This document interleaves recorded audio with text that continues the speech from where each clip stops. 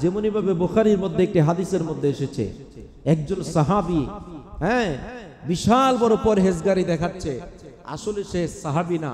আমার নবীজি আগেই বলে দিচ্ছেন, সে তার সম্পর্কে ভবিষ্যৎবাণী করছেন যে হাযা মিন আহলিন নার, এই ব্যক্তিটা হচ্ছে জাহান্নামী।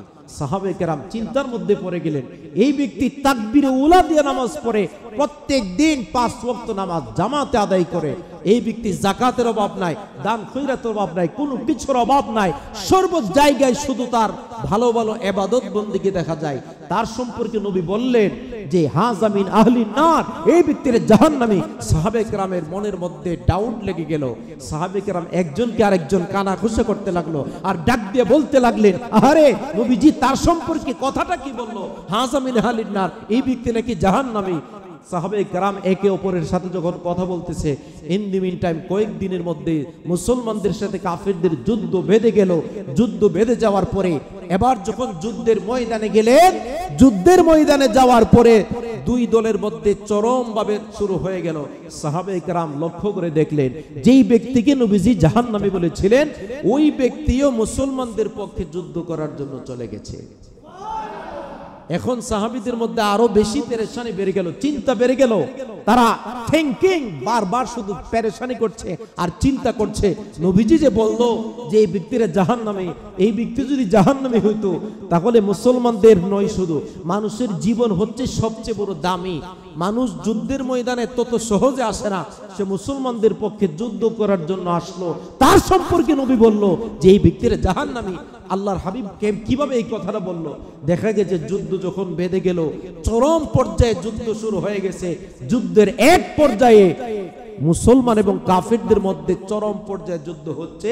হঠাৎ করে যেই ব্যক্তি সম্পর্কে নবীজি ভবিষ্যৎবাণী করলেন, হঠাৎ করে ওই ব্যক্তিকে নাস্তে নাবুদ করলো একজন কাফের।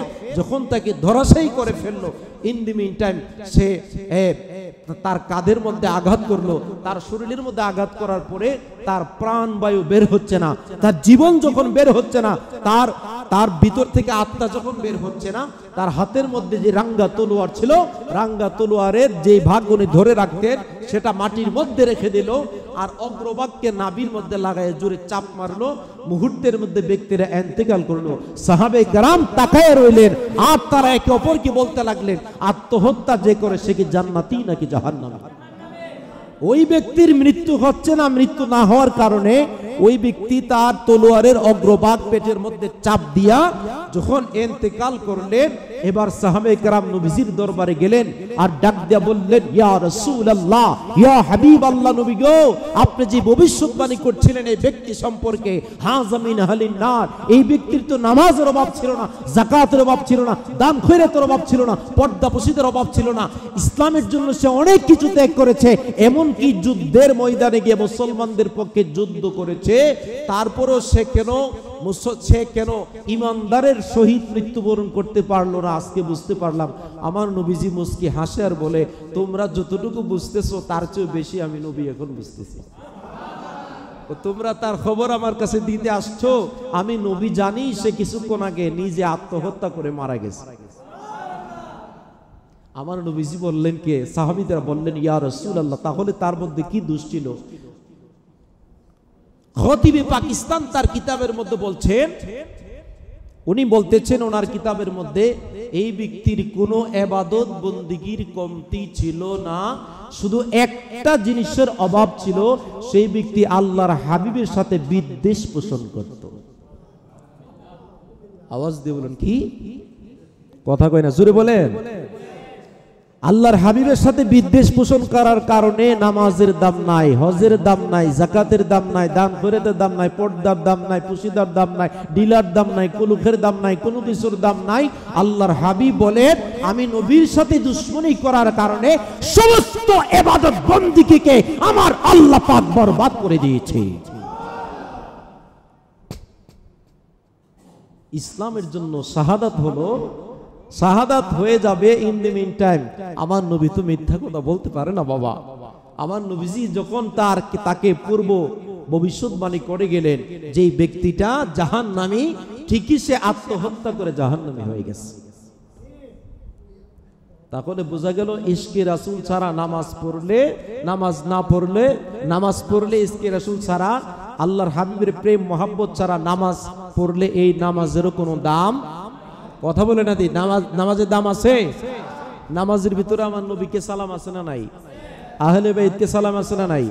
ওয়া আলা আলি মুহাম্মদ। এখন অনেকে আহলে বাইতের নাম শুনলে চুলকানি আসে না? আসে না? তো তোমার যে চুলকানি আসে, তুমি একবার আত্তাহিয়াতুর মধ্যে ওয়া আলা আলি বাদ দিয়ে দেখো তোমার নামাজ হয় কিনা। এই জন্য আমার নবীজি শেষ বিদায় হজের মধ্যে একটা কথা বলেছিলেন, কিতাবুল্লাহি ওয়া ইতরাতিহি। আমার নবীজি বলেছিলেন আমি দুইটা জিনিস রেখে যাচ্ছি, একটা হচ্ছে আল্লাহর কোরআন, আর একটা হচ্ছে আমার আহলে বায়াত। আরো জোরে বলেন না সুবহানাল্লাহ। একটা হচ্ছে আল্লাহর কালাম, আল্লাহর কোরআন, আর একটা হচ্ছে ওয়া ইতরাতিহি, আমার ইতরাত, আমার আহলে বাইত। আর একটা হাদিসের মধ্যে আছে কিতাবুল্লাহি ওয়া সুন্নতি। একটা হচ্ছে আল্লাহর কিতাব, আর একটা হচ্ছে আমি নবীর হাদিস সুন্নাহ। জোরে বলুন না সুবহানাল্লাহ। তাহলে আহলে বাইতদেরকে মহব্বত করতে হবে কি হবে না? আহলে বাইতকেও ভালোবাসতে হবে। নবীর আহাল পরিবার পরিজনদের কলিজায় কষ্ট দিয়ে আপনি জান্নাতের আশা করেন, জান্নাতের মালিকদের, জান্নাতের সরদারদের সাথে গাদ্দারি করে জান্নাতের আশা করবেন, কোশ্চিন কালেও এটা আল্লাহ পাক মেনে নেবে। আপনি জান্নাতের যারা সরদার, জান্নাতের মালিককে, জান্নাতের খালেককে, খালেক আর একটু জোরে বলেন, জান্নাতের খালেক হচ্ছেন আল্লাহ, আর জান্নাতের মালিককে রাসূলুল্লাহ। জান্নাতের মালিক খালিকে কুল নে আপকো মালিকে কুল বানা দিয়া।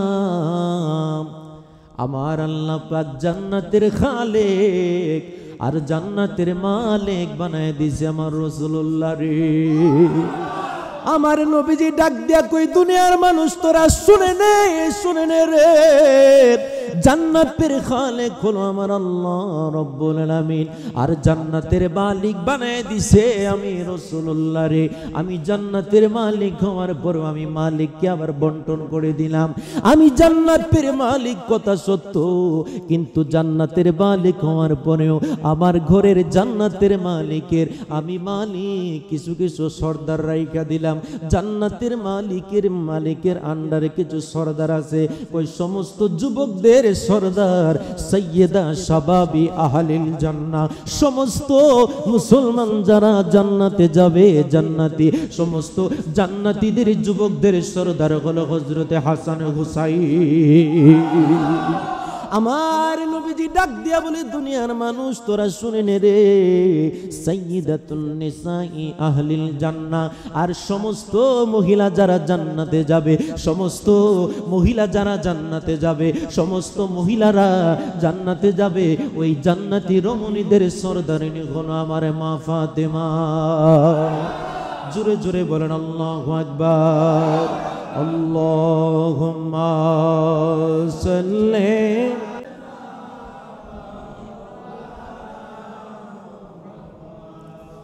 ওয়া আলা আলি সাইয়্যিদিনা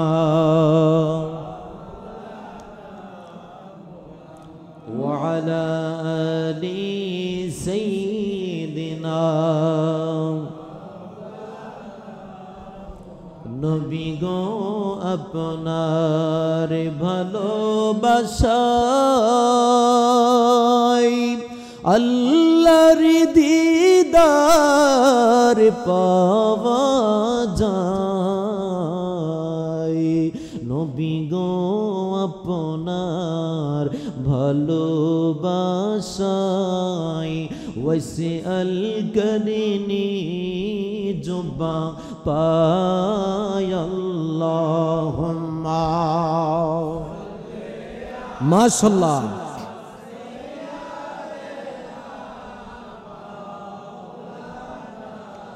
মুহাম্মদ ওয়া আলা আলি সাইয়্যিদিনা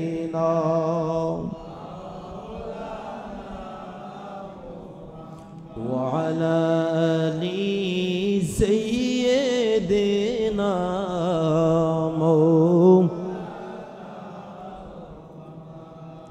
হযরতে মূসা আলাইহিস সালাতু ওয়াস সালাম ওনার সবচেয়ে বড় মুজিজা ছিল ওনার লাঠি। সুবহানাল্লাহ। মূসা নবী কি নরম নাকি গরম? মূসা নবী এত গরম ছিলেন, মূসা নবী এক ব্যক্তিকে রাগ করতে যায়, মানে বুঝাইতে যায়, এমন জোরে থাপ্পড় মারছে কিপ্তি বংশের এক ব্যক্তির একবারে সাইরে লাইছে, শেষ, জাগাত শেষ। আল্লাহ পাক ওনারা এত বড় মেজাজ দিয়ে তৈরি করছে, ওনা ছিলেন জালালি মেজাজের তৈরি একজন ব্যক্তি। জোরে বলুন না সুবহানাল্লাহ। তো মূসা নবী খুব ভেরি ইন্টারেস্টেড পারসন একজন ব্যক্তি ছিলেন, ভেরি ইন্টারেস্টিং, যার মধ্যে অনেক মজার মজার বিষয় হয়েছে। আল্লাহর সাথে কথা বলতেন যে জায়গায়, সেই জায়গাটার নাম হচ্ছে কুহে তুরে, তুর পাহাড়ে আল্লাহর সাথে কথা বলতেন। আওয়াজ দিয়ে বলেন কোন পাহাড়ে? আপনারা আল্লাহর সাথে কথা বলেন কোন পাহাড়ে? হ্যাঁ, আমরা আল্লাহর সাথে কথা বলি নামাজে। সুবহানাল্লাহ। আমার নবীজি বললেন যে নামাজ হচ্ছে তোমাদের জন্য মেরাজ, এমনই ভাবে নামাজ পড়বা যেন তুমি আল্লাহকে দেখতে পাচ্ছ। আর যদি তুমি আল্লাহকে দেখতে না পাও তবে মনে রাখো তোমার মালিক তোমাকে দেখছে। সুবহানাল্লাহ বলেন না। সেই নামাজটা কতটুকু খুশু এবং খুদু হওয়া দরকার। একবার মূসা আলাইহিস সালাতু ওয়াস সালাম তুর পাহাড়ের মধ্যে উঠলেন আল্লাহর সাথে কথা বলবেন। ইন দি মিন টাইম উনি তুর পাহাড়ে উঠে, ওনার কতগুলো আদত ছিল, উনি প্রথম আল্লাহর কাছে শুকরিয়া স্বরূপ 2 রাকাত নামাজ আদায় করতেন। মূসা আলাইহিস সালাতু ওয়াস সালাম আমার আল্লাহর সাথে কথা বলতে যান, কুহি তুরের মধ্যে যাইয়া সর্বপ্রথম তিনি 2 রাকাত নামাজ আদায় করতেন। তিনি একদিন গেলেন তুর পাহাড়ের মধ্যে আমার আল্লাহর সাথে কথা বলবেন। ইন দি মিন টাইম একটা ঘটনা ঘটে গেল। উনি 2 রাকাত নামাজ আদায়ের জন্য নিয়ত বাঁধলেন, নামাজ আদায় করলেন। তাফসীরের কিতাবের মধ্যে এসেছে যখন তিনি 2 রাকাত নামাজ আদায় করতে লাগলেন, নামাজ শেষ করে সালাম ফিরাইলেন, ডানে বায়ে সালাম ফিরাইলেন। ডানে বায়ে সালাম ফিরানোর পরে হঠাৎ করে তাজ্জব একটা জিনিস দেখতে পাইলেন। উনি তাকায় দেখতেছে ওনার সামনে বিশাল বড় একটা সাদা পাথর দেখা যায়। আর জোরে জোরে বলেন আল্লাহু আকবার। বিশাল বড় একটা সাদা পাথর দেখা যায়। আমার আল্লাহ পাক রব্বুল আলামিন ডাক দিয়া বললেন ফাদরিব বিআসাকাল হাজার। ও মুসা মুসা মুসা রে, তোমার কাছে যেই লাঠি আছে এই লাঠি দিয়া পাথরের মধ্যে আঘাত করো। ফাদরিব বিআসাকাল হাজার, ও পাথরের মধ্যে আঘাত করো। আপনারা আওয়াজ দিয়া বলেন এই লাঠি দিয়া পাথরের মধ্যে আঘাত করলে লাঠি ভাঙবে নাকি পাথর ভাঙবে? আসলে কি ভাঙ্গার কথা? লাঠি ভাঙ্গার কথা। মূসা নবী আল্লাহরে ডাক দেখো, আল্লাহ তুমি কি আমার সাথে মজা করো নাকি? কই আমি তো মজা করি না। কোথাইলে তুমি যে বললা লাঠি দিয়া ইয়া বড় পাথরে আঘাত করতাম। কই আমি আল্লাহ যা জানি মূসা রে তুমি তা জানো না। ও মূসা, লাঠি দিয়া পাথরের মধ্যে আঘাত করো, বাড়ি মারো। মূসা নবী কি করলেন? লাঠি দিয়া বাড়ি দিলেন। বাড়ি দিতে দেরি হয়েছে, পাথরটা মুহূর্তের মধ্যে 2টা ভাগ হয়ে গেছে। আল্লাহকে ডাক দিয়া বলে আল্লাহ আল্লাহ আল্লাহ রে, আল্লাহু আকবার বলেন। আমি লাঠি দিয়া পাথরের মধ্যে আঘাত করলাম, পাথর ভাঙ্গার কথা না, লাঠি ভাঙ্গার কথা। ব্যাপার কি? বড় পাথর, আমার চেয়ে বড় পাথর, এই পাথরটা ভেঙে গেল। ব্যাপারটা কি? শুধু পাথর ভাঙ্গে নাই, তুমি তাকায় দেখো এই পাথরের ভিতরে আরো বড় একটা পাথর দেখা যায়। এই পাথরের ভিতরে আর একটা পাথর। মূসা নবী বাড়ি দেওয়ার পরে উপরের দিকে তাকায় কই আল্লাহ আল্লাহ আল্লাহ আল্লাহ রে, এই পাথর তো খেয়াল করে নাই। ওই পাথরটার আবার ফাদরিব বিআসাকাল হাজার, আবার আঘাত করো। কই আল্লাহ আমার লাঠি ভাঙে যাইবনি। তোমার লাঠি ভাঙবে না। কই আমার লাঠি ভাঙলে তো আমার সকল কেরামতি মুজিজা শেষ।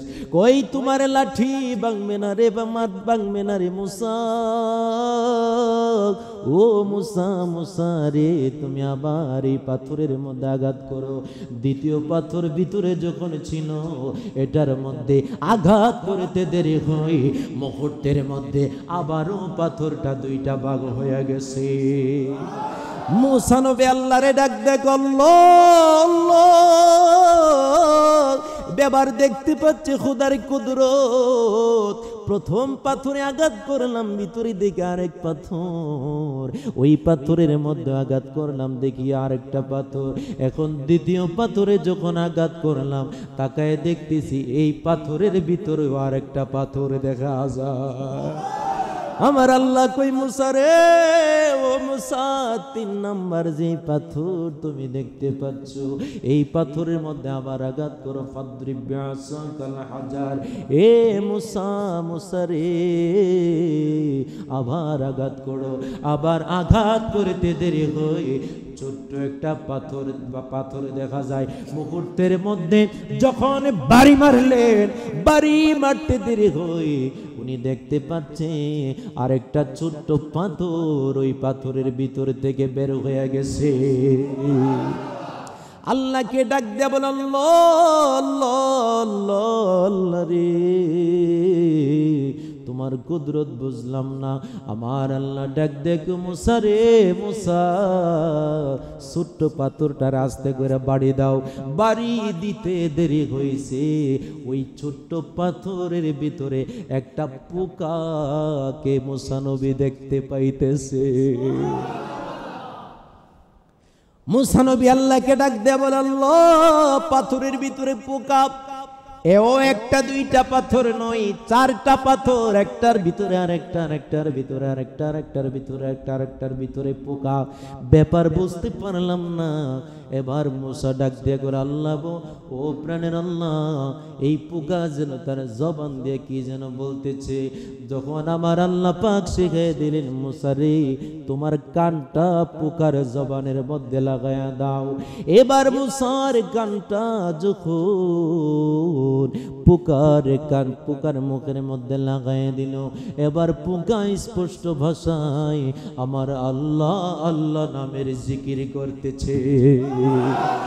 আরো জোরে জোরে বলেন আল্লাহু আকবার। এবার ওই পোকা ডাক দেয়া বলে, সুবহানা মান রাআনি। আল্লাহু আকবার। ওই সত্তার কসম করে বলি, ওই সত্তার কসম করে বলি, রাযাকানি লি রব্বি, আমাকে আমার আল্লাহ রব্বুল আলামিন আমাকে পাথরের ভিতরে পাথর, পাথরের ভিতরে পাথর, পাথরের ভিতরে পাথর, ওই পাথরের ভিতরে আমি পোকাকে রাখছে। রাযাকানি লি রব্বি, এই জায়গাও অন্ধকার জায়গার মধ্যে, যেই জায়গা নীরব নিচ্ছিন্ন একটা জায়গা, যেই জায়গার মধ্যে কেউ থাকার কথা নয়, এই জায়গার মধ্যে রাযাকানি লি রব্বি, এই জায়গার মধ্যে আমার আল্লাহ আমারে রিজিক দে। আরো জোরে জোরে বলেন আল্লাহু আকবার। আমার আল্লাহ পাক ডাক দেয়া বলেন, ইউসাব্বিহু লাহু, ইউসাব্বিহু লিল্লাহি মা ফিস সামাওয়াতি ওয়া মা ফিল আরদ। আমার আল্লাহ পাক ডাক দেয়া বলে, এই বিশ্ব ব্রহ্মাণ্ডের মধ্যে আমি যত কিছু তৈরি করলাম রে, সমস্ত কিছু আমি আল্লাহর নামের জিকির করে। আরো জোরে জোরে বলেন আল্লাহু আকবার। বান্দা আল্লাহর নামের জিকির করে, এমন কি একটা পিঁপড়া 70,000 পাথরের নিচাই থাকে, ওই পিঁপড়াটা পর্যন্ত আমি আল্লাহ নামের মধুর জিকির করে। গুরু শরীফ আল্লাহুম্মা সাল্লি আলা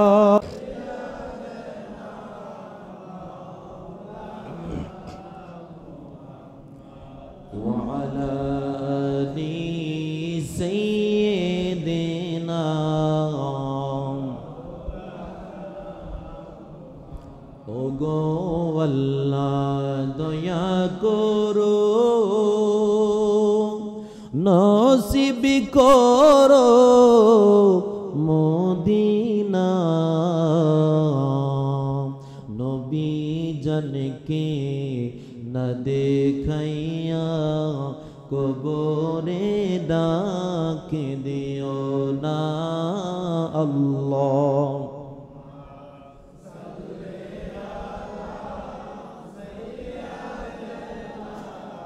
মৌলানা মুহাম্মদ ওয়া আলা আলি।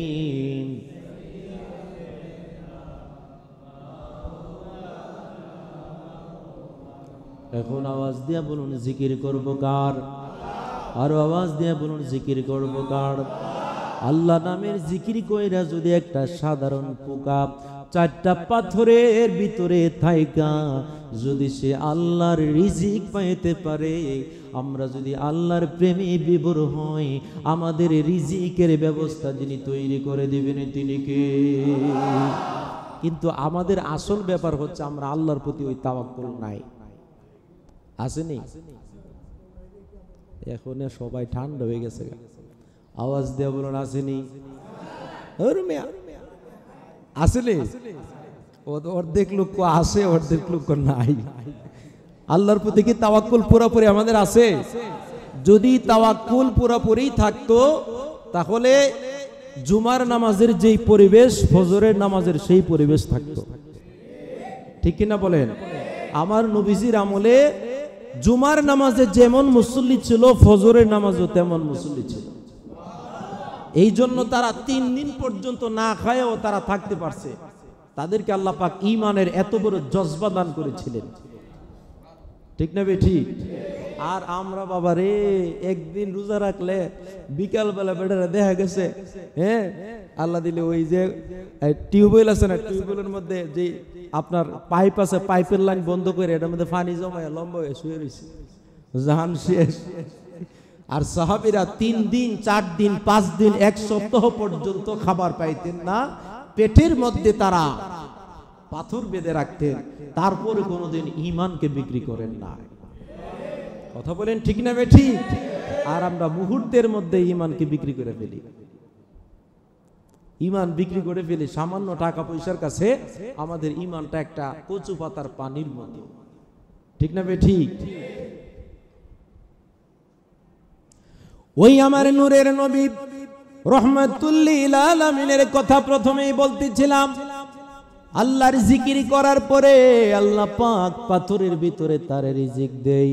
আজকে মুসলমান হওয়ার পরেও আজকে 200 কোটির উপরে মুসলমান সারা পৃথিবীর মধ্যে, তারপরেও মুসলমান কেন মাইর খাই? একটাই কারণ, এক মুসলমান আমরা আরেক মুসলমানরে দেখতে পারি না, ঠিক কিনা বলেন? আমরা কাফেরের ঘরে খাবার খাইতে পছন্দ করি, কিন্তু মুসলমান মুসলমানকে পছন্দ করি না। মুসলমান মুসলমানকে দেখলে নাক ছিটকায়, ভাই ভাইকে দেখতে পারি না। একই বাড়ির মধ্যে ভালো ভালো খাবার তৈরি হয় এক ঘরে, আরেক ঘরে আমরা খাবার দিতে মনে চায় না। উচ্ছিষ্ট খাবারটা আমরা পুকুরে ফেলে দেই, উচ্ছিষ্ট খাবারটা আমরা জন্তু জানোয়ারকে খাওয়াই, কিন্তু আমার আপন ভাইকে দিতে পারি না। এটা আমার হৃদয়ের সমস্যা হয়ে গেছে, ঠিক কিনা বলেন? আরে মুসলমান তো এমন একজন ব্যক্তি, যেই ব্যক্তি আল্লাহু আকবার বলে ধ্বনি দেওয়া মাত্র আল্লাহর আরশ আজিমের কোটিগুলো সাথে সাথে কাঁপন শুরু হয়ে যাইত। মুসলমান তো ওই ব্যক্তি, খালিদ বিন ওয়ালিদের কথা মনে হয় একদিন বলেছিলাম কিনা জানি না। খালিদ বিন ওয়ালিদ রাদিয়াল্লাহু তাআলা আনহু, যার উপাধি আমার আল্লাহ দিয়েছিলেন সাইফুল্লাহ, আল্লাহর তরবারি, যিনি যেই টুপিটা পরিধান করতেন খালিদ বিন ওয়ালিদ, যেই টুপিটা উনি পরতেন, ওই টুপিটার মধ্যে তৎকালীন সময়ে 22 সের আটা নেওয়া যাইত। টুপিটা কি অনেক ছোট টুপি নাকি?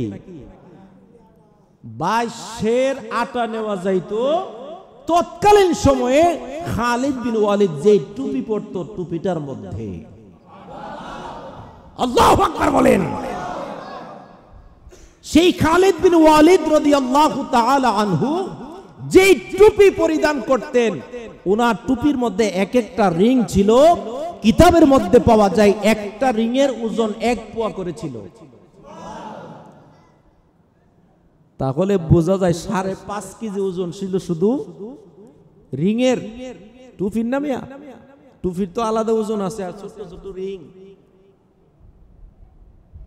যখন খালিদ বিন ওয়ালিদ এই টুপি পরে যুদ্ধের ময়দানে যাইতো আর বলতো, ইয়া আইয়ুহাল কাফের, হে কাফের সম্প্রদায়, যদি কারো মায়ের বুক জুদা করতে ইচ্ছা হয়, খালিদ বিন ওয়ালিদের তলোয়ারের তলায় চলে আসো।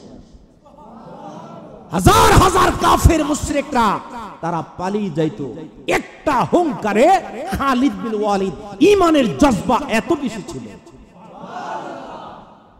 আর আমরা মনে করেন 5 জন বিদুর্মী যদি আমরা ডাক দিই, আমরা 100টা দূর মারি। ঈমানের পাওয়ার কম না বেশি?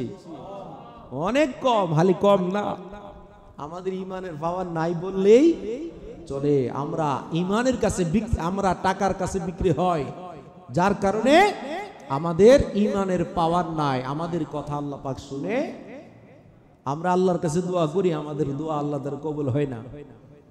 কারণ আমাদের ভিতরে সমস্যা, আমাদের খাবারের সমস্যা, আমাদের রিজিকের সমস্যা, আমাদের চলায় সমস্যা। আপনি চিন্তা করেন 24 ঘন্টার মধ্যে আপনি চিন্তা করেন কত ঘন্টা সময় আমার আল্লাহরে দিয়েছেন, একদিন চিন্তা করে দেখছেন? অথচ দুনিয়ার সব কিছুর চেয়ে মেইন জিনিস ছিল আল্লাহকে রাজি খুশি করার জিনিসগুলো আগে, আর বাকিগুলো অপশনাল ছিল। নামাজ সবচেয়ে বড় ইবাদত, এটা ছিল আপনার সবচেয়ে বড়, সবার আগে রাখা উচিত ছিল। এখন আমরা দুনিয়ার সবকিছু রাখি সবার আগে, আর নামাজটা রাখি সবাই অপশনাল হিসাবে। মাঝে মধ্যে চাইলে নামাজ পড়ি, নাইলে কিও। ঠিক না বে? ঠিক কথা বলেন, ঠিক কি না? নামাজ পড়েন আর না পড়েন একটু সম্মতি দিয়ে আর কি। কেউ বাবা কষ্ট হইতেছে নাকি? আবার কথাগুলা কি সত্য না অসত্য? আমরা আল্লাহর কাজগুলারে অপশনাল হিসেবে ধরছি, দুনিয়ার কাজগুলারে মেইন হিসেবে ধরি। আর সাহাবায়ে কেরাম আল্লাহর কাজগুলাকে ধরতেন মেইন হিসাবে, দুনিয়ার কাজগুলা করতেন অপশনাল হিসাবে। একসময় খাবার খাইলে খাইতেন, না খাইলে না খাইতেন, কিন্তু কোনোদিন 1 ওয়াক্ত নামাজ কাজা দিতেন না। এটা ছিল ইমানদারদের কাজ। আর আমরা হয়ে গেছি দুনিয়াদার। যেমন আজকে আমার মাহফিল, এখান থেকে আমি আজকে মাহফিল হচ্ছে কি যেন কসবা, আজকে কসবা বিলঘর এলাকায়। তো এরপরের দিন আবার হচ্ছে লাখাই, এরপরের দিন আবার হচ্ছে ব্রাহ্মণবাড়িয়া নাসিরনগর, এইভাবে করে প্রোগ্রাম। আমি যে আজকে প্রোগ্রামে যাব, যেই প্রাইভেট কার নিয়ে যাব, যেই গাড়ি নিয়ে যাব, আপনারা আওয়াজ দিয়ে বলুন যাওয়ার মধ্যে কোনো অ্যাক্সিডেন্ট হবে না, কোনো বিপদ আপদ হবে না, এরকম কোনো গ্যারান্টি আমি কি জানি নাকি? জানি তো মুহূর্তের মধ্যে তো আমার মৃত্যু হয়ে যেতে পারে। আমার জন্য আপনারা আফসোস করবেন, আহারে হুজুরে শুক্রবারে আলোচনা করতো, আমরা এসে শুনতাম ভালো মন্দ আপনাদের বিচার। হুজুরে আলোচনা শুনতাম, হুজুর আমাদেরকে ডাক দিত, মহব্বত করতাম, হুজুরও মহব্বত করতো, আমরাও হুজুরকে মহব্বত করতাম। হুজুর মারা গেল, 1 দিন 2 দিন 3 দিন 4 দিন, 1 মাস 2 মাস, 1 বছর 2 বছর, এমন এক দিন আসবে আমার কথা আপনাদের মনেই থাকবে না। এটার নাম দুনিয়া। এটার নাম কি? এটার নাম দুনিয়া। দুনিয়া আপনাকে লাথি দিয়া বের করে দিবে। কিন্তু আল্লাহ রাসূল যেই কাজ করবেন, দুনিয়ার সব কাজের মধ্যে ডিপ্রেশন আছে। আপনি একটা বিল্ডিং করবেন, আপনার মধ্যে ডিপ্রেশন কাজ করবে। আপনি রড আনছেন, সিমেন্ট আনছেন, বালি আনছেন, এই কাজ আনতে হইব, এখানে এটা দরকার, ওইটা দরকার, মাথায় আপনার পেরেশানির কারণে রাতে ঘুম আসে না। আপনি একটা মেয়েকে ভালোবাসেন, শুধু ডিপ্রেশন আর ডিপ্রেশন। আর আমার আল্লাহ বলে, আমি আল্লাহর প্রেমে বিভোর হয়ে দেখো, তোমার মধ্যে শুধু শান্তি আর শান্তি থাকবে। আমরা দুনিয়ারে ধরছি, যার কারণে আমরা ডিপ্রেশনে পড়ে থাকি। আমার আল্লাহ কয়, যে ব্যক্তি দুনিয়া নিয়ে পড়ে থাকবে ওই ব্যক্তি শুধু দুনিয়াই পাবে, আর যেই ব্যক্তি আমি আল্লাহকে নিয়ে পড়ে থাকবে ওই ব্যক্তিকে আমি দুনিয়ার নাজ নিয়ামত দান করব, আখিরাত দান করব। জোরে বলুন না সুবহানাল্লাহ। দরুদ শরীফ পড়ুন, আল্লাহুম্মা সাল্লি মাওলানা মুহাম্মাদ আলি সাইয়্যিদিনা ওয়া আলা আলি সাইয়্যিদিনা।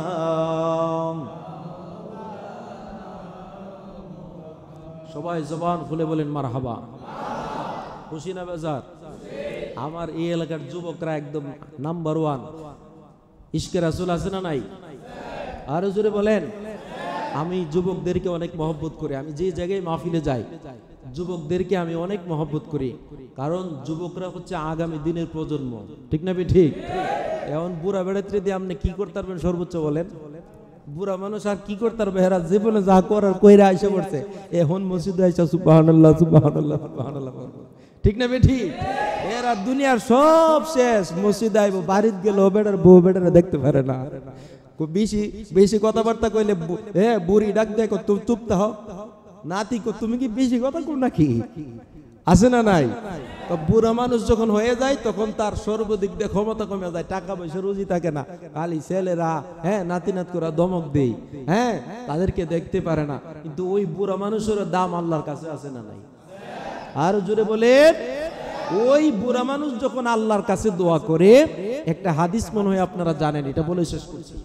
আপনারা সকলে জানেন যে বৃদ্ধ মানুষ যাদের চুল পেকে গেছে, দাড়ি পেকে গেছে, তারা যখন আমি আল্লাহর কাছে দোয়া করে, সেই দোয়া আমি কবুল না করলে আমি আল্লাহর লজ্জা লাগে। কিন্তু বাকি হাদিসটা যে আছে আরো, এটা আপনারা শুনেন নাই। এটার সাথে আর একটা অ্যাড করার একটা কথা আছে।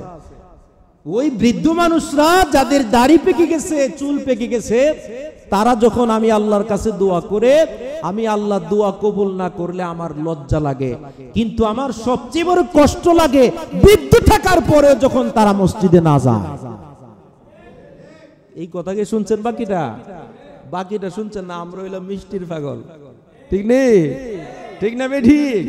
আমরা মিষ্টিরটা শুনি, কষ্টেরটা শুনি।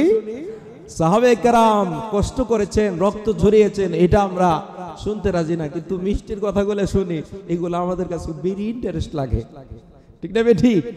এখন আওয়াজ দিয়ে বলো, নামাজ পড়বেন না ছাড়বেন? ওই যারা পড়ে আওয়াজ দিয়ে বলেন পড়বেন না ছাড়বেন? আপনাদের বিবেকের কাছে দিলাম, নামাজ পড়া দরকার আছে বলে কোয়েন যে আছে, নাইলে কোয়েন যে নাই। নামাজ পড়া দরকার আছে না নাই? রমজান মাসে রোজা রাখা দরকার আছে না নাই? সুদ খাওয়া দরকার আসেনি? গোশ খাওয়া দরকার আসেনি? ক্যারাম বোর্ড, এই শীত আইতাছে, এটার নাম কি? Badminton racket. আমি মাহফিলে যাই প্রায়, মাহফিলে তো মানুষ যথেষ্ট পরিমাণ, ফুল প্যান্ডেল হয়, কিন্তু দেখা গেছে আল্লাহ দিলে তাবারক দেওয়ার সময় পড়তে যান আল্লাহর ওলি, ওগুলো আরে আমি যে গেছিলাম এই লাস্টে যে আল্লাহর ওলিটি দাঁড়াই রয়েছি, এটি করতে আইসো, হুজুর আমরা একটু খেলাধুলা করে আইছি। তো তোমরা খেলাধুলা করলা, হুজুর শীতকাল তো শরীরটা একটু গরম করলাম। কি করছে? শরীর গরম করছে। আর যারা মাহফিলে বই রয়েছে এরা কি ঠান্ডা হয়ে রয়েছে? আসলে আল্লাহ তাআলা রাসূলের জন্য যেই সময়টা পাস করে, এই সময়টার দাম কম না বেশি? আর জোরে বলেন, কম না বেশি? আল্লাহ পাক যেন আমাদেরকে হেদায়েতের পথে কবুল করে, সবাই বলুন আমিন। এখন লাস্ট বারে আপনারা বলেন, নামাজ পড়বেন না ছাড়বেন? আল্লাহ যেন কবুল করে, সবাই বলুন আমিন। ওমা আলাইনা ইল্লাল বালাগ।